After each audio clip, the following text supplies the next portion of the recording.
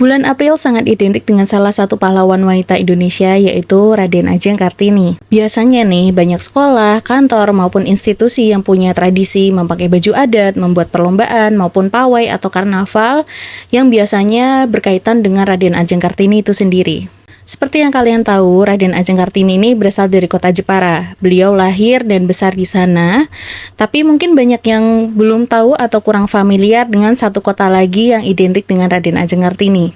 Kota ini namanya Kota Rembang. Sebenarnya nggak terlalu jauh juga sih dari kota Jepara, tapi banyak juga kenangan-kenangan tentang Raden Ajeng Kartini di kota ini.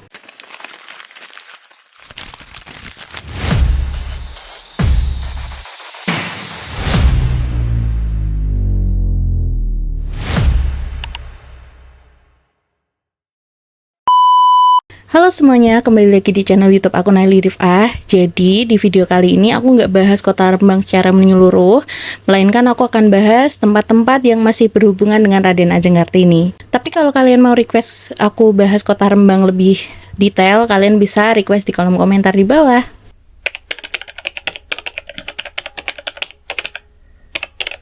Raden Ajeng Kartini atau Raden Ayu Kartini lahir pada tanggal 21 April tahun 1879 di kota Jepara.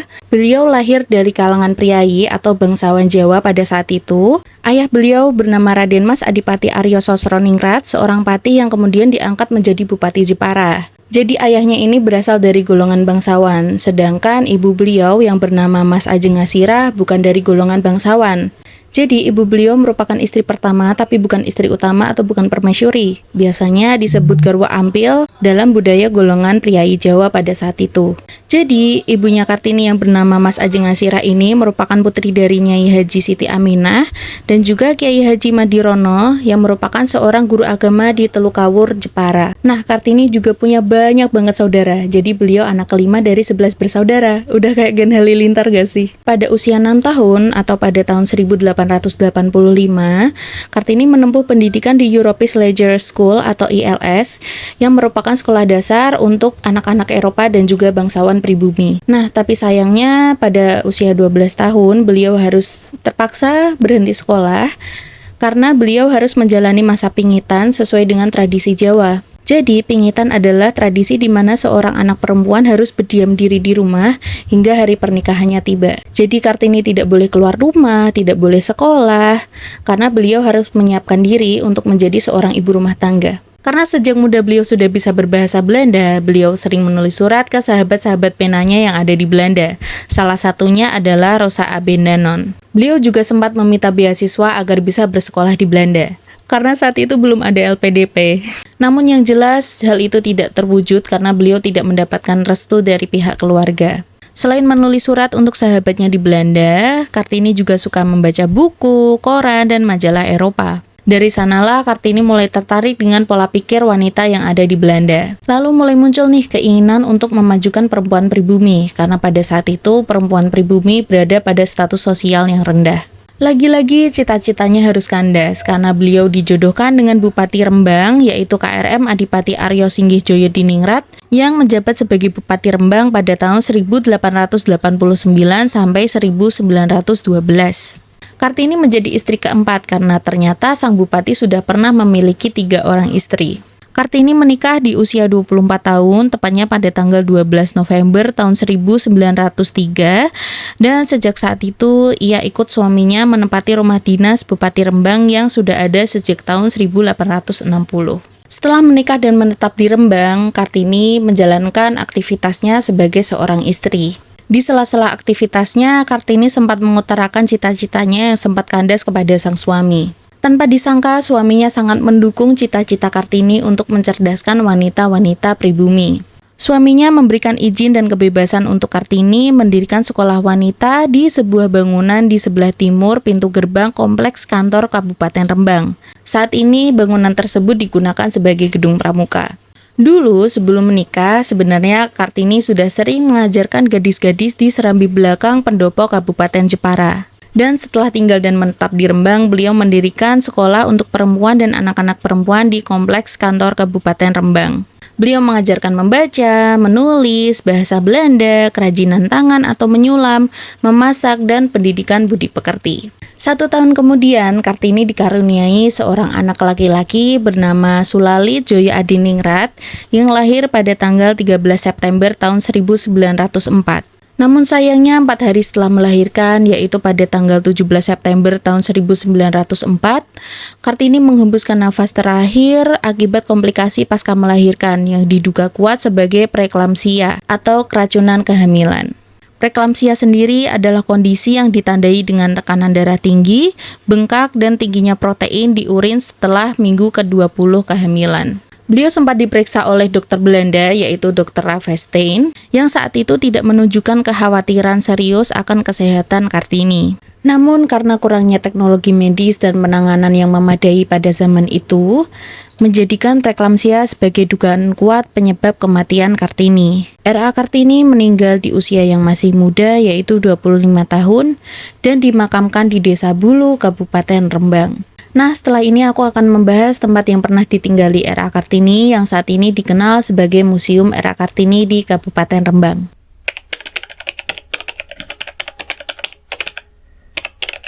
Museum Kartini berlokasi di Jalan Gatot Subroto nomor 8 Kutoharjo, Kecamatan Rembang, Kabupaten Rembang, Jawa Tengah. Didirikan pada tanggal 21 April tahun 1967 oleh Bupati Adnan Widodo yang menjabat sebagai Bupati Rembang pada tahun 1967 sampai 1969. Cuma 2 tahun ya?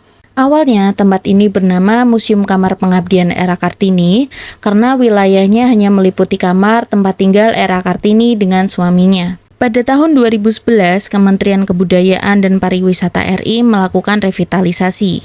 Nama kamar Museum Pengabdian R.A. Kartini kemudian diubah menjadi Museum Kartini. Lalu areanya diperluas dari hanya kamar pengabdian menjadi seluruh area rumah dinas Bupati Rembang. Luas bangunan museum ini yaitu 3.732,4 meter persegi yang dibangun di tanah seluas 19.306 meter persegi. Bangunan ini memiliki gaya campuran Jawa tradisional dan kolonial yang ditandai dengan pilar-pilar besar gaya Eropa di bagian depan bangunan. Di dalam museum menyimpan barang-barang pribadi R.A. Kartini seperti tempat tidur, meja tulis, lukisan-lukisan, hingga surat-surat yang pernah ditulis oleh R.A. Kartini ke sahabat-sahabat penanya.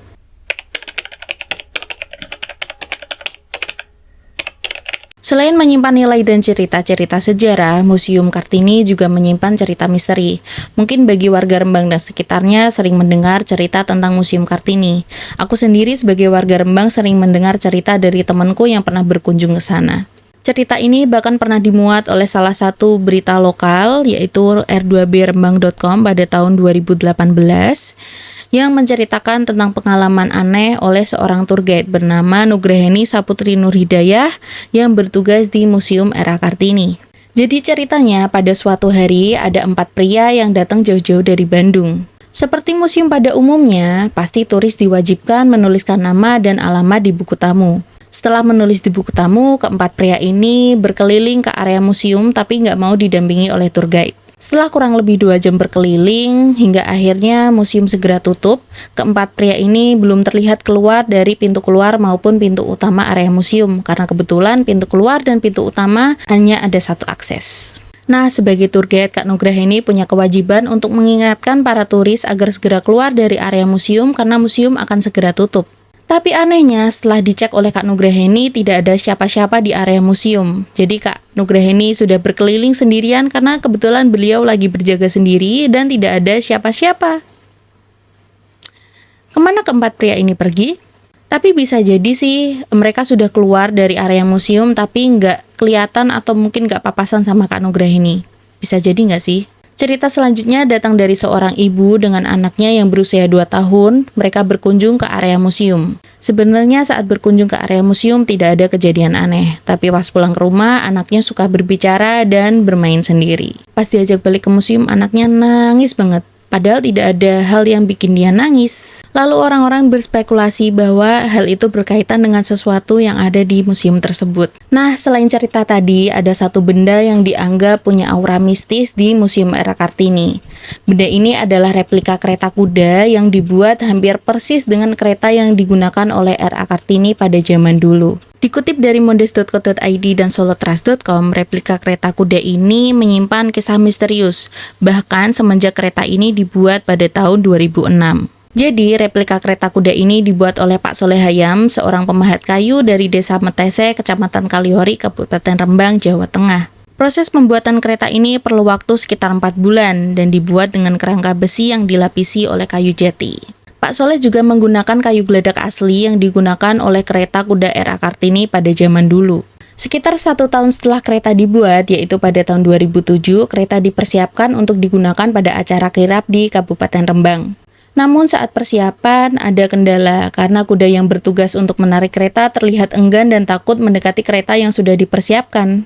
Nah, sebagai seniman pembuat kereta, Pak Soleh merasa punya tanggung jawab untuk memperbaiki kendala ini. Beliau akhirnya mulai melatih kuda-kuda tersebut untuk bonding dan biar nggak takut dengan kereta yang sudah dipersiapkan. Proses ini memerlukan waktu sekitar 5-6 hari sebelum acara kirap dimulai. Ikhtiar itu membuahkan hasil, hingga akhirnya malam sebelum kirap dimulai, Pak Soleh memeriksa kembali seluruh bagian dari replika kereta kuda, dan betapa terkejutnya beliau ketika menemukan sebuah pusaka di bawah kursi pengemudi atau kusir kereta kuda. Sebagai pembuat kereta, beliau merasa tidak pernah menaruh benda apapun maupun pusaka apapun di bagian-bagian dalam kereta, hingga akhirnya beliau mengkonfirmasi penemuan tersebut ke pihak pemerintahan kabupaten. Namun tidak ada yang tahu siapa yang menaruh dan kenapa benda itu bisa ada di sana. Fun fact, aku baru temuin pas aku riset tentang cerita ini bahwa Pak Soleh Hayam ternyata tetangga aku, guys. Aku sebenarnya masih cukup kaget karena ternyata kita berasal dari desa yang sama, tapi aku lebih kaget lagi karena ternyata beliau tetangga sebelah rumahku. Literally rumahnya itu deket banget sama rumah aku. Gitu deh. Nah, buat kalian yang penasaran pengen lihat langsung kereta kuda ini, kalian bisa pergi di sebelah timur area museum karena kereta kuda ini masih dipajang di sana sampai saat ini. Namun sayangnya replika kereta kuda ini sudah tidak bisa dinaiki karena faktor usia dan dipasangkan patung kuda. Jadi seolah-olah kereta ini sedang berjalan. Ngomong-ngomong soal patung kuda, aku juga dengar cerita dari beberapa temanku kalau patung kuda ini matanya suka bergerak sendiri. Kalau kalian punya cerita yang sama, kalian bisa tulis di kolom komentar karena aku penasaran banget. Segitu aja video tentang Museum Era Kartini. Sebenarnya masih ada satu lagi rumah yang katanya peninggalan Era Kartini. Kalau kalian tahu atau kalian mau request tentang tema atau bahasan tertentu, kalian bisa tulis di kolom komentar di bawah. Aku tunggu support kalian dengan like, comment, dan subscribe di channel ini, dan I'll see you in the next video. Bye-bye!